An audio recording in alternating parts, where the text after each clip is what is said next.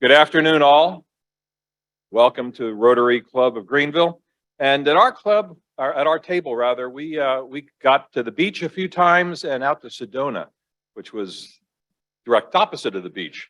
But and two of us are moving, so there was no vacation on our list at this point. But if you'll stand with me for a second, we're going to have an opening prayer, pledge, and because I'm doing it, a song. So I'll be with you shortly. Creator and sustainer of all that is or ever will be, accept our thanks for this day and its blessings. With our friends beside us and no person beneath us, with the bonds of Rotary between us and our worries behind us, with our goals before us and no task beyond us, with a thirst for knowledge and a dream of a polio and Alzheimer's free world, let us offer thanks for our food, blessings for one another. Let us be a source of hope for those in need and contentment for those that are lonely. Give us gratitude for our opportunity to serve Rotary. Thank you. Shalom. Amen. Flag salute. I pledge allegiance to the flag of the United States of America and to the republic for which it stands, one nation, under God, indivisible, with liberty and justice for all. And because I came from a club that you sang every time you went into this portion, yes, that's right, stand up again. And yes, we have God Bless America, a very easy one, and the words are right here. God bless America, land that I love. Stand beside her and guide her through the night with the light from above. From the mountains to the prairies, to the oceans, white with foam. God bless America, my home, sweet home.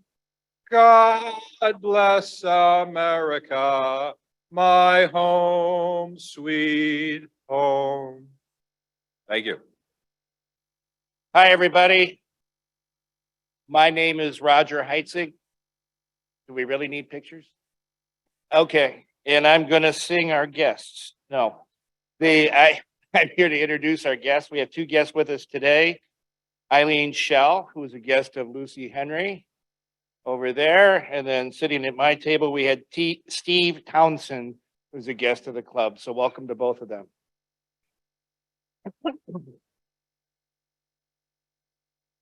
All right, I was asked to do member news because we don't have any member news. Ryan's not here today, but we do have a member news sponsor, so I'm going to go ahead and read this. We got to earn our money here. Today's sponsor is the Global Action Coalition, and Rob Rowan, working together with Surinder Jain and Sunny Honda, are working on a hospice project in Shivamogi, I hope I said that right, India, to build a loving place for people to die with dignity. Enough with the sad stuff. He is putting on the most fun event possible. It's called Hot Sauces and Fun Hot Questions. Saturday, June 24th at the Pebble Creek Grill, you get to try an amazing variety of hot sauces from Melinda's. With each chicken wing, you also get to answer with your group some fun questions based on Hot Ones program in YouTube. This will be a fun event. If you are not ones for really hot sauces, don't worry. You get to put on as much or little of the sauces, and the only ones that will be a challenge come at the end. What a fun way to help people in India and learn about the different sauce flavors donated by one of the top hot sauce companies. Please see Rob about this. So with that, I will bring up, I guess Dee is in here. Bert is going to introduce our speaker.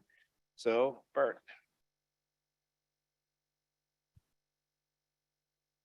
Well, I am not Dee Kivett.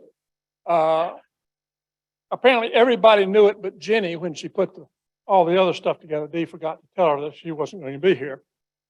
In my 20 plus years as a Rotarian, I've had the opportunity to do a lot of fun things, as many of you have. I got to lead the district group study exchange team to the Canary Islands, spend a month in the Canaries. That was really terrible. To be an instructor for the Zone Rotary Leadership Institute and to be president of this club a decade ago. But of all the fun things I've done, I've come to the conclusion that maybe the funnest, if that's a word, I'm not sure it is, but I just made one, is serving on the scholarship committee. Every year, we get to interview a group of young people about to graduate from high school who consistently have impressed us with their scholarship, their talents, and most of all, their spirit of service to others. And this year was no exception. So it is my distinct honor and personal pleasure to introduce to the Rotary Club of Greenville your 2023 Service Above Self Scholarship recipient, Yashasvini. I knew I was going to get it. I've been practicing all night. Raghunathan, better known though, thankfully, as Yashu. Yashu, join me up here, please. Now, let me do this before I forget it. This is your official plaque that says you won. There's money involved, but you'll never see it. But the bursar at Carolina will. This young lady is smart. She's got a 5.2 grade point average at JLMan, a 36 on her ACT. I think 37 is the max. I don't know why she missed a couple of questions. She's an athlete. She played all of her high school years on the golf team at Man. She's very talented and an award-winning musician. I know this because I read her resume. And she's also a member of the Carolina Youth Symphony, and she is a community asset. She's been involved in a wide, and I do mean wide, variety of school and civic organizations as a volunteer, as an intern, as an officer, and or a board member. Things like Palmetto Girls State, the Prism Health MedX Academy, Youth Leadership Greenville, Children's Museum of the Upstate, and the Chamber of Commerce, where she's still slogging away for Carlos. On top of all that, she has a personality that makes you want to be involved with her in whatever the heck she's doing. When we interviewed her back in April, she literally blew us away. Yashu, the floor is yours.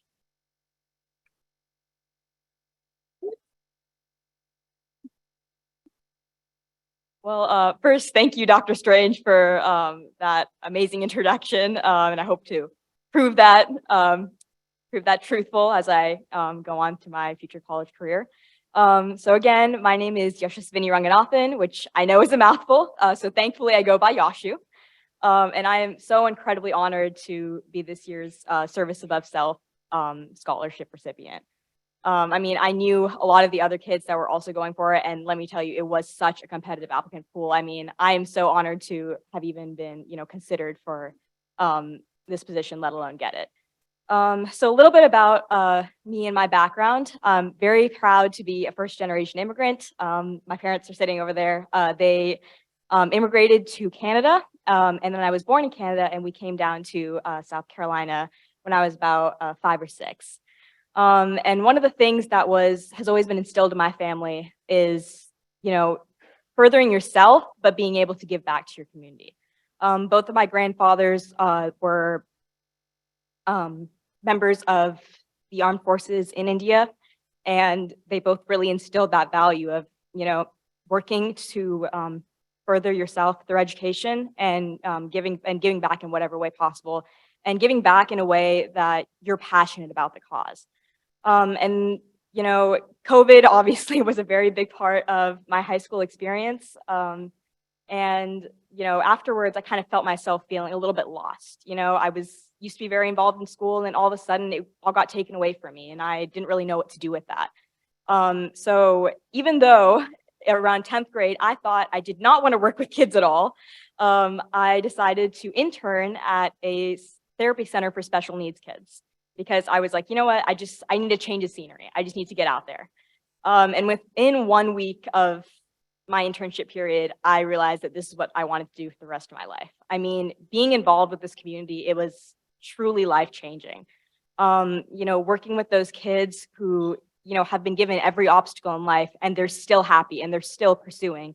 And, they have obstacles all around them, but, they still are doing their best to become the best person that they can be, was something that touched me a lot. And it's something that, I took away from that experience. And I'm so incredibly proud to have been able to, have at least a small part in making them the incredible individuals that they were. And that's a big part of the reason why I started volunteering at the Children's Museum of the Upstate, where for the past 2 years, I've served as the president of the Emerging Leaders Program. And I've gotten the amazing opportunity to initiate our Family Night series, which is a special event, which is completely free and is after hours for special needs families. And the way that we have it set up is that we give the parents a little break from being parents. I'm sure all of the parents out here know that that is a great thing to have. But we give the parents a break, and they are given talks by local organizations such as the Meyer Center and Clarity Upstate, which are built to help individuals with special needs thrive. And then we take the kids off their hands, and they are allowed, complete free range of the museum. And that was just such an incredible experience, being able to work with those kids and, at each event, see them build relationships with each other and come out with new friends. I mean, it just made, it fills your heart. And that's something that I'm very, very passionate about. And it's something that I really hope to pursue in college. I'll be attending USC Honors in the fall and pursuing a degree in public health. And hopefully I'll either be going to medical school and specifically working with individuals with developmental disabilities, or on the flip side, working in policy to kind of get rid of the disparities that exist within our education systems for special needs individuals. And it's something that I'm very passionate about. And, thanks to the scholarship, I'll be able to pursue. My current job at Greenville Chamber of Commerce, I actually got my first internship through the Launch Greenville program, which is a program that connects high schoolers and public schools to local internship opportunities around our community. And because it sparked so much professional and personal growth within myself, I was able to come onto their team as the Launch Greenville and Economic Competitiveness intern, and help grow the program. I think we're up to about 37 businesses now, and that's something that if any of you guys have opportunities in your business or your place of work where you could have a high school intern come in, from experience, we prove ourselves 100 times over. We really do make the most of these opportunities. And we're passionate about your causes. So if that is something that interests you guys, subtle plug, please come speak to me afterwards, and I can help you guys set that up as well. So that's a little bit about me. I'm super excited to become part of this organization and community of service-minded individuals, and hopefully I can, make the scholarship worth it and help you guys in whatever your passions are or whatever areas that you work in. So thank you so much.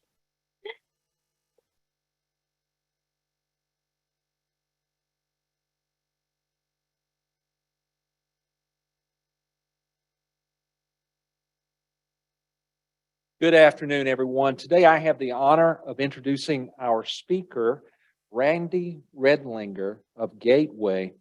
Since 1984, Gateway has served more than 1,400 members and trained more than 2,200 colleagues on the Clubhouse model. Now, what is the Clubhouse model? Well, it's a rehabilitation model that this was modeled after the Fountain House in New York City, and it's the oldest and most effective psychiatric rehabilitation program in the United States. Gateway is a pillar of hope for people who have mental illness in our community, and they continue to help affected individuals regain purpose and joy every day. Executive Director Randy continues to expand their program. He became the executive director in 2017, taking over the position from the original director, Phil Emery, and he had been with Gateway since 1984. Emery worked to keep the strong Clubhouse International model that makes Gateway one of the strongest programs in the network of clubhouses that serve as meeting places and resource centers for severely mentally ill people. It remains one of the top 5 clubhouses in the world and in an organization that reaches over 100,000 people per year. Randy works with local employers to help Gateway members be placed in jobs. The organization works with businesses around the community like Bob Jones University. There's food service program, the Swamp Rabbit Cafe, MetLife, and Coffee Underground. So join me with a warm welcome to our speaker, Randy Redlinger.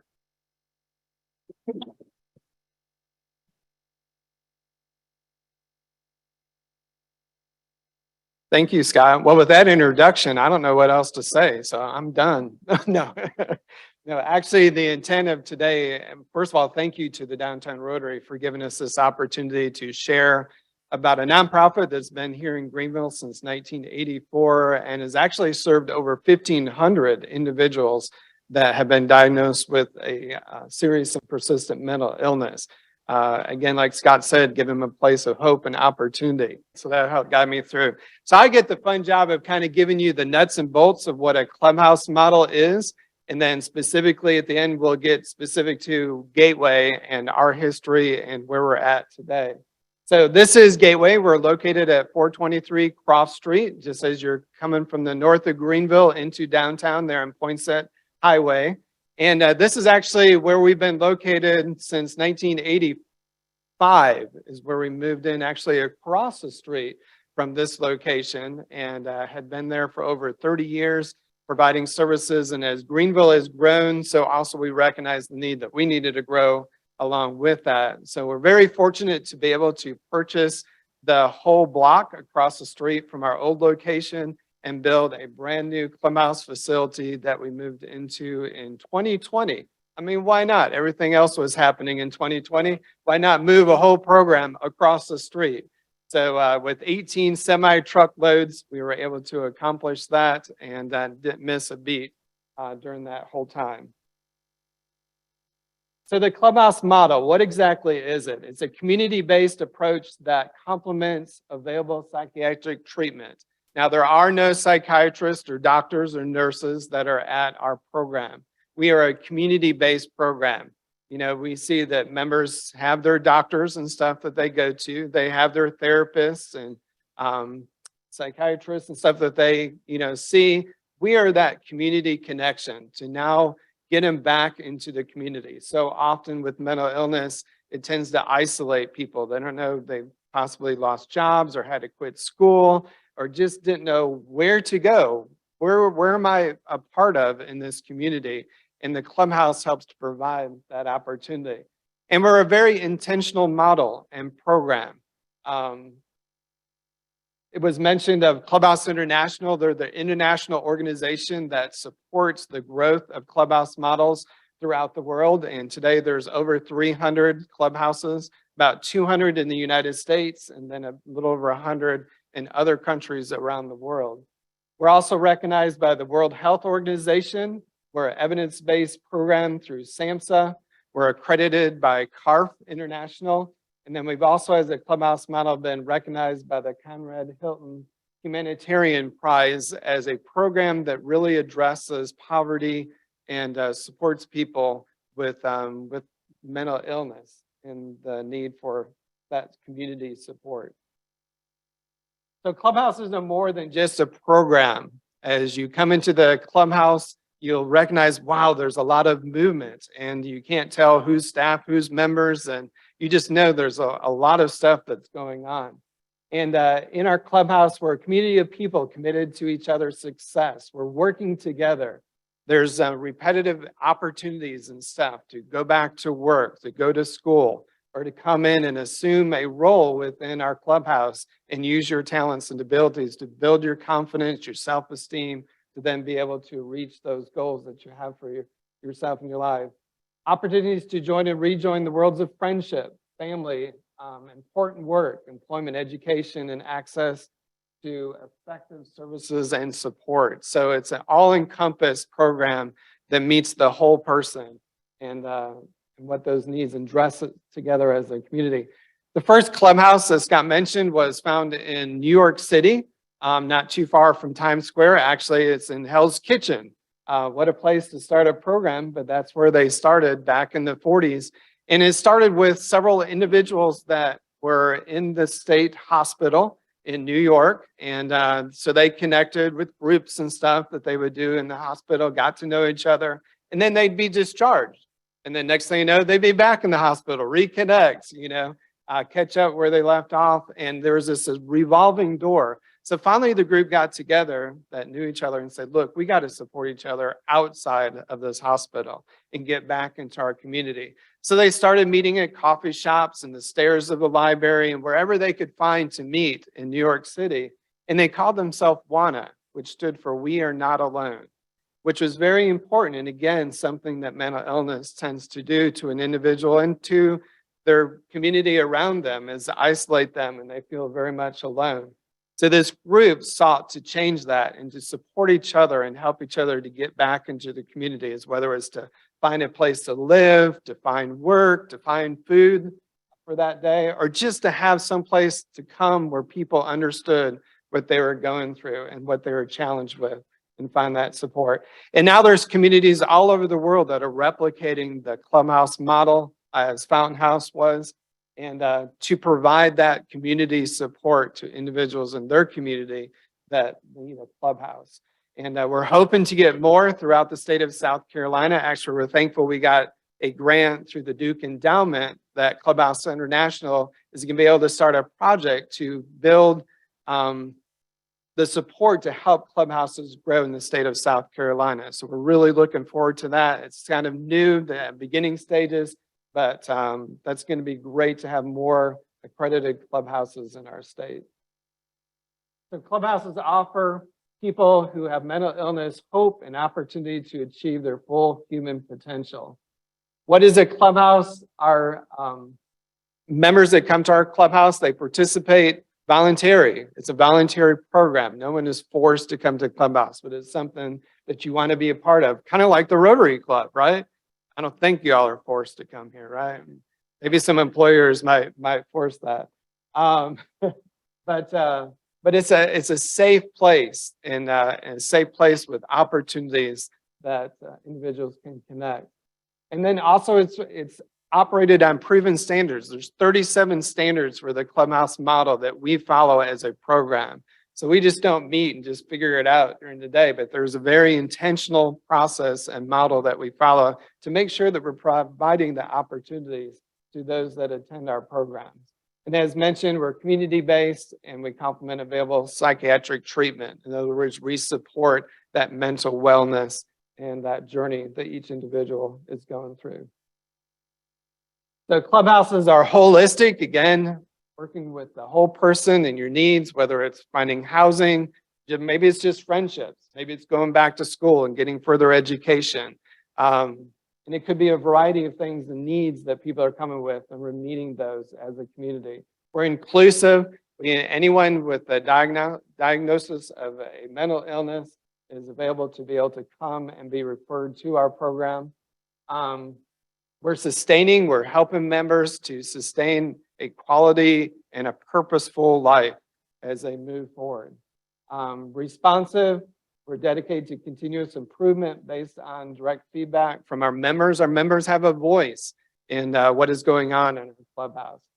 And then cost effective is that our program doesn't cost the taxpayers a lot of money. In fact, a lot cheaper than it would be if an individual went into a psychiatric hospital and stayed for 2 weeks, would be about the cost it would take to them to stay 12 months at our program.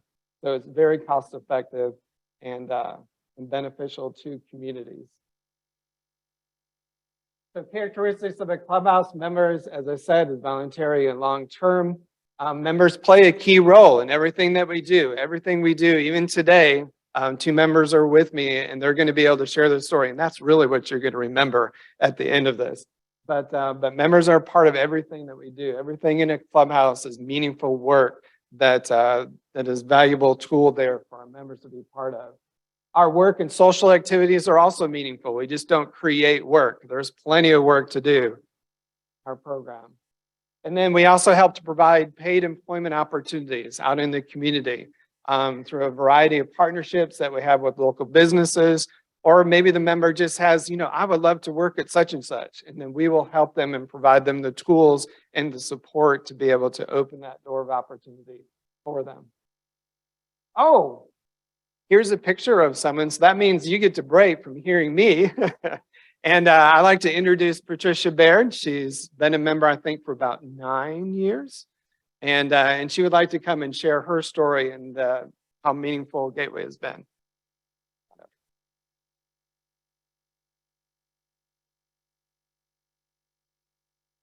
Hi, my name is Patricia Baird, but at Gateway, I'm known as PB. Yeah. And I've been a member since August of 2014.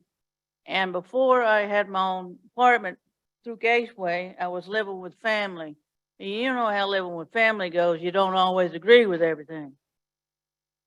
So after I got established in the clerical unit, I started finding myself, opening myself up, not being shy and timid. Like, what? She ain't shy and timid now, but what?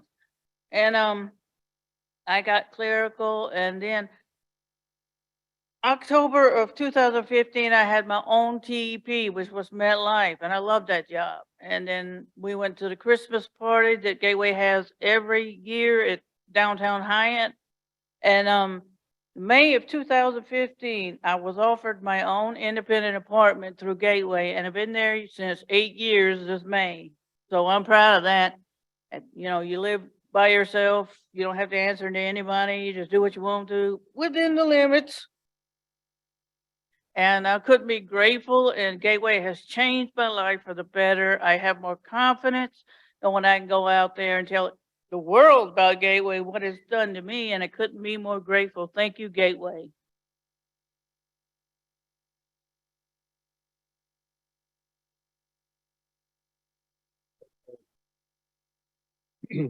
Thank you, Patricia. Yeah, she's like, phew, that's over. I asked between Tim and Patricia who wanted to go first. She said, I want to go first so I can get it over with. So, but she did a great job.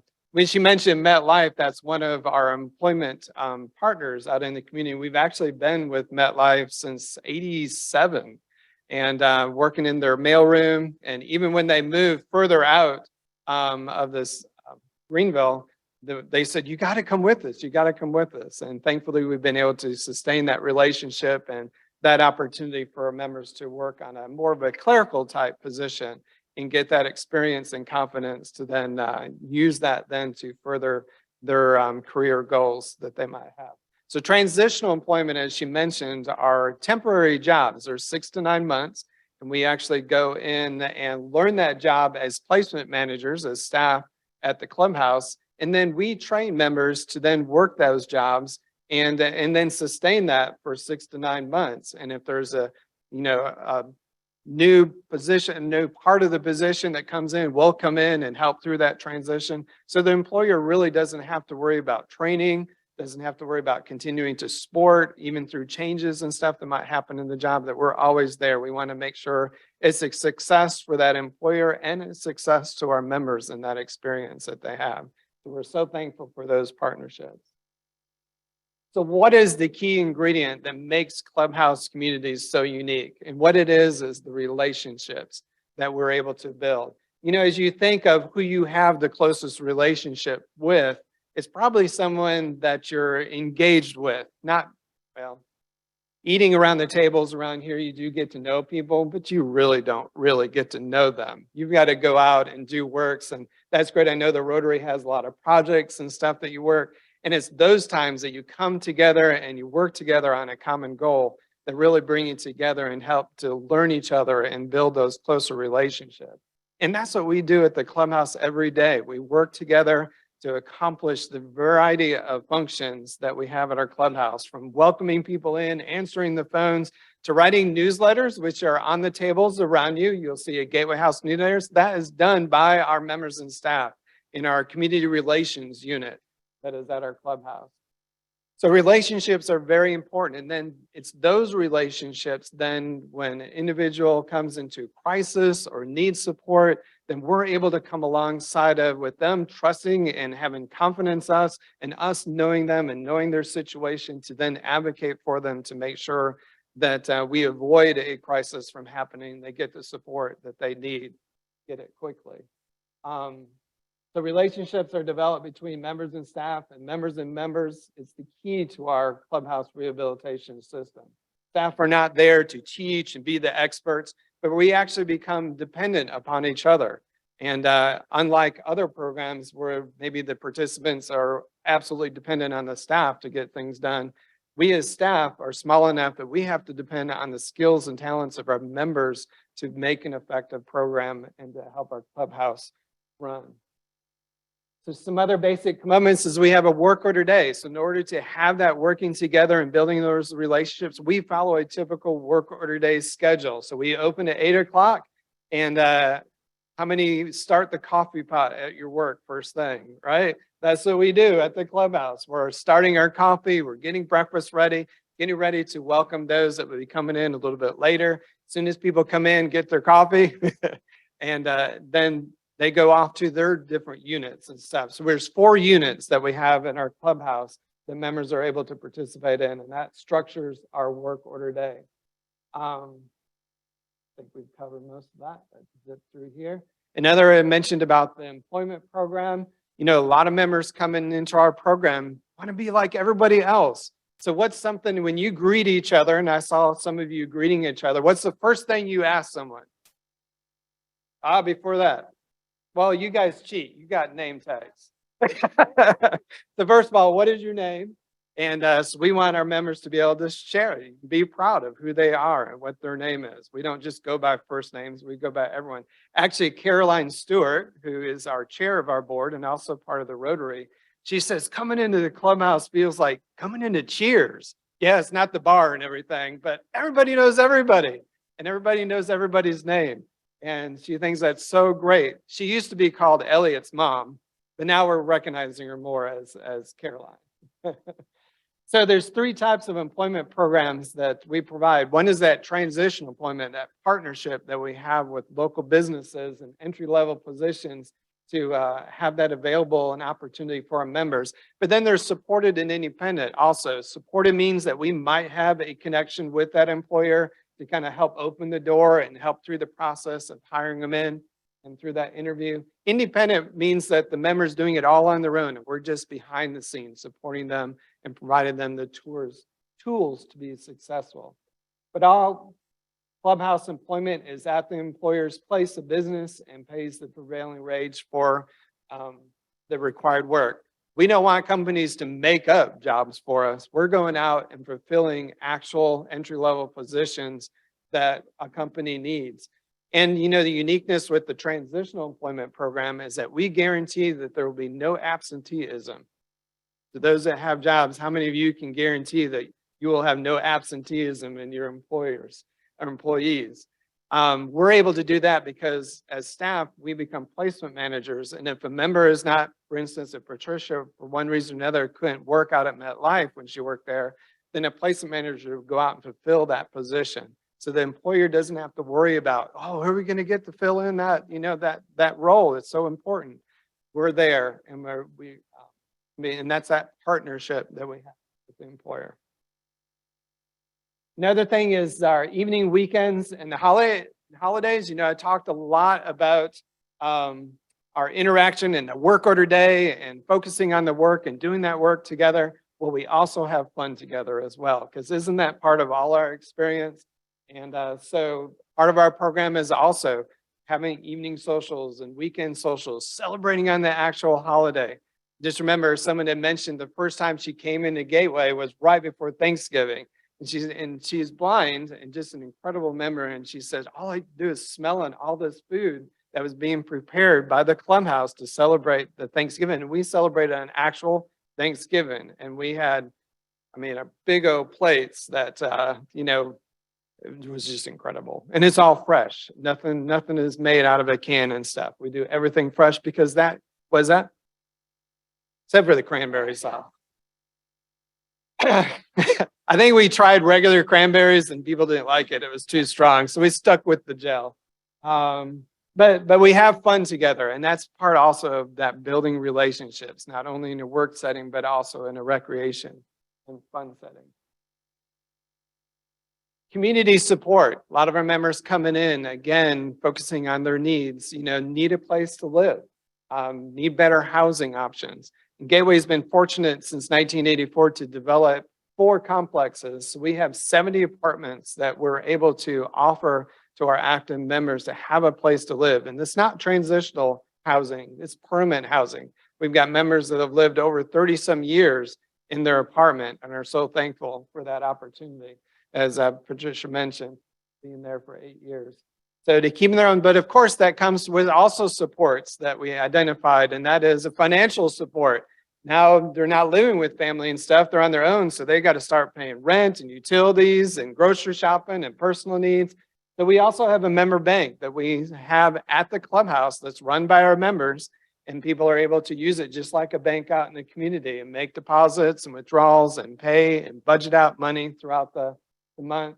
So each of those needs are identified, and there's other community support needs that we also help. Maybe it's transportation, maybe it's getting to a primary care physician and getting that set up, or maybe it's we had a member in distress this morning and needed to get to the ER, and was what his doctor was recommending. So helping them get through that process. Well, how are you going to get there? How are you going to get back? Helping them think through that and be prepared and able to work through those times of crisis. All right, also reach out. So you're part of this community. We call our participants members because they're members of a clubhouse, just like you are members of the Rotary Club. And maybe if you're not present, you might get a call from someone say, hey, we haven't seen you in a while. Where are you at? So that gives that member a sense of value, a sense of belonging, and a sense of need that is very powerful to enrich someone's life and to give them meaning and purpose and say, okay, I can do this. People are counting on me, so I'm going to be there and follow the healthy schedule. So reach out is done by our whole clubhouse, members and staff, reaching out to those that they know and have relationships with. And then education, again, a lot of our members was disrupted in their education because of the onset of their illness. So we support our members to get back to school and those opportunities to get educated. So what are the main outcomes? Incredible employment outcomes that our model provides. It's cost effective, reduces hospital stays. Less than 1% of our members go into the hospital because they have a place to go. They have people that are supporting them and avoiding that time of crisis that might have to be hospitalized. But even if they are hospitalized, their clubhouse is there with them and supporting them. Reduce incarceration, improve well-being, more likely to have close friendships and people to rely on, and then better physical and mental health. We focus on the wellness of our members and what we're providing, that it's healthy food, they're exercising, and getting movement. All right, Tim, you're up. I'd like to welcome Timothy Powell.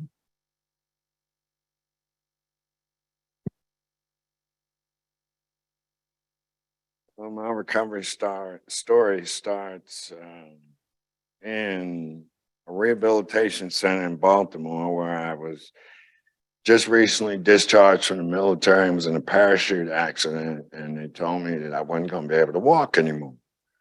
So I was in the rehab center and I was going through the physical training on how to walk again, and they told me that I had schizophrenia. And anxiety and PTSD to go along with learning how to walk. So I fathered 7 children and lived independently for 2 years after getting married. And my wife at the time, we moved to Colorado, where I worked at the post office in a wheelchair and fathered 4 more children. I went from Baltimore to Colorado and then to Greenville. When I came to Greenville, I was already walking. I had a cane that I used to walk with, and I got a very strong spiritual background. So I felt like something happened to me, not that I actually accomplished anything. I was going to the VA. The VA told me that, well, you can't sleep in your car and hang out in Greenville. You need something to do. So they told me about Gateway. And I started coming to Gateway. I was sleeping in my car, and the daytimes was filled with activities, the work or the day that they talked about. So the work of the day gave me purpose. It kind of gave me a stamina for the day instead of just sitting idle. So I studied a few online classes on drug and alcohol treatment specialists, because I had heard they were co-occurring disorders with mental illness. And then I got introduced to an organization called NAMI, and then became a facilitator with NAMI as I got better at my movements and working the schedule with Gateway. And I facilitate the classes, became a recovery coach with an organization called Favor of Greenville. And I assist other peers with budgeting and time management, hygiene, transportation back and forth to grocery stores, and I took one more class with Mental Health America on mental health checkup. And with these combination of educational classes, I found it more beneficial than the stereotype, you have schizophrenia, you'll never go back to school. So it seemed as though everywhere I went, in the hospital and with other institutions, all of them said that with your illness, you can't do but so much. You're limited. You won't be able to do this. You won't be able to do that. You might want to stay in your lane. You know, you're doing too much. But Gateway said I could do it. And with support from the staff and a whole new community of friends that I didn't have before, I was able to become a recovery coach, become a peer support specialist, and I just like Gateway. It's a good place to start. Since being at Gateway, I accomplished those things, and now I live in a group home kind of setting because I'm emancipating from my family. I'm leaving my adult children behind. But that's pretty much my story. Coming to Greenville, I had no idea there were so many organizations that help individuals. Before this, was in and out of the hospital every holiday, every season go by. You go in the hospital, you make friends, everybody treats you well, and 7 to 10 days later, you're back out in the community, kind of similar to an addict, having to come back home to the same neighborhood that they emancipated from or tried to get help from. But in closing, I just wanted to say that all the institutions say with mental illness you cannot, but with Gateway, they say, yes, you can.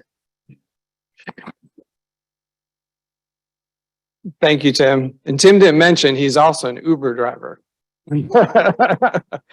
So it's funny, we have one of our members that called an Uber and she's like, it said Tim. And I thought, surely that can't be Tim that I know. And sure enough, Timothy showed up and got her to where she needed to go. So our members are resilient. They're amazing at what they can accomplish with the right support and community.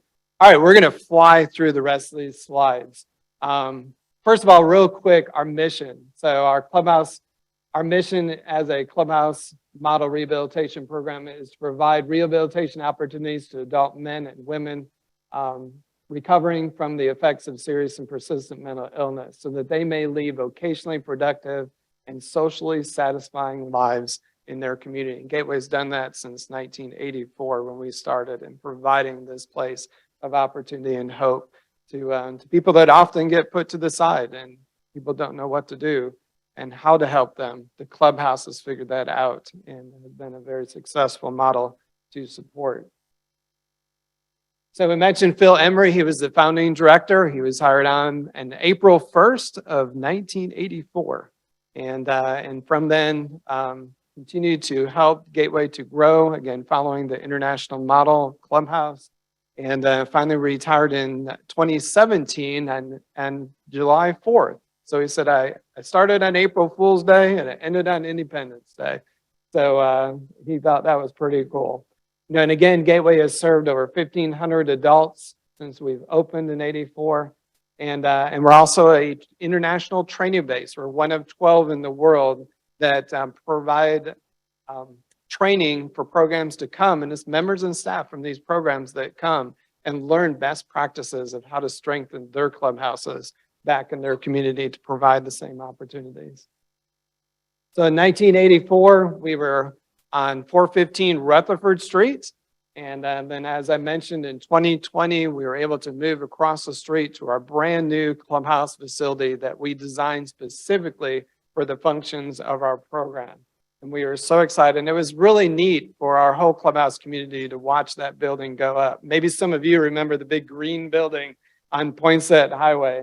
But that is us. It is not another apartment complex in the city of Greenville. But it's an incredible mental health program that has been here for many years. Actually, next year we'll be celebrating 40 years that we've been in Greenville. Looking forward to that.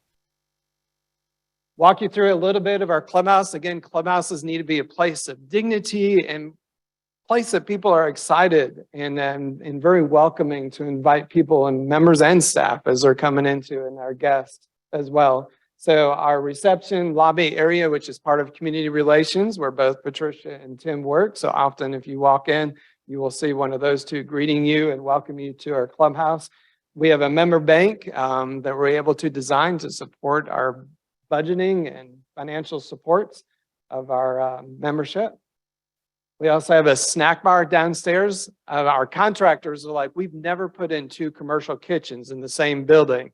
Well, we have two commercial kitchens, one downstairs to support a more cafe type of an atmosphere where we eat, and that's where we start off with our coffee first thing in the morning, and everything's made up fresh, and the members and staff in that unit decide what they're going to make and grocery shop for it and have to take care of the budget and everything to make sure what they're selling, they're also able to purchase more the next time. Our clerical unit is, there's a lot of paperwork involved. We're also a Medicaid provider in the state of South Carolina. So if you just mention Medicaid, then that's hours of paperwork that you've got to get done. And make sure you're tracking all your hours and that everything is accurate. So our members are all part of that process, as well as the newsletter that is also at your tables. So members participate in that. So everything that we do in the clubhouse, we do side by side and together. Our kitchen units, we have two food service units. Our kitchen unit upstairs is kind of a meat and three. And again, it's all fresh. Nothing's popped out of a can. We snap our green beans and everything, just like you'll probably do at home. So everything needs to be fresh. And that's part of our health and wellness as well as activity together. And then we also have a video unit. We have a big presence on social media that we share a lot of our stories. So if you're on Facebook or Instagram, look up Gateway House here in Greenville and see some of our amazing stories that our members share and about where they've been and what the clubhouse has done to help them to get to where they are. All right, that is presentation. Does anyone have any questions? Well, after our capital campaign, the last phase of that was to sell that building. So actually Salvation Army purchased that from us, which I was very glad because they too have been reaching their capacity over on that campus. Not sure what they're going to do with it, so I can't speak for them. I knew they definitely are very intentional and take their time as things change. So hopefully they'll be able to utilize that with their programming. But thankfully, with the sale of that, we are debt-free in our new facility. Well, not within the clubhouse, but I am thinking of like a work day because we've realized we've got a lot of windows and a lot of hard floor throughout. So it might be possible that we can work something like that out with some volunteers. But especially we have an annual fundraiser. It's the last Friday in September. It's called Beautiful Music for Beautiful Minds. And we do have a lot of volunteers that support us with that event, as well as attending that event. So you can buy your tickets now online at gateway-sc.org for $85 for a great time. It's going to be at the annex at the Judson Mill. We have a band, auction, and just a wonderful time. So you won't have to listen to me spiel about the clubhouse the whole evening. We want people to come and enjoy themselves and for a good cause, also supporting our clubhouse. Well, thank you, Randy, for informing us all about Gateway House. Those who were not familiar with it or haven't had a chance to tour it, you should make a trip over there. Patricia and Timothy, thank you both for sharing your stories. That was very nice of you to do. Yashu, congratulations. And best wishes going forward there at USC in the Honors College. And don't forget to give in the cart buckets today, okay? And if we want to stand now, please, for our four-way test. Okay, the things we think, say, or do. Is it truth? Is it fair to all concerned? Will it build goodwill, beneficial to all concerned? Have a good day.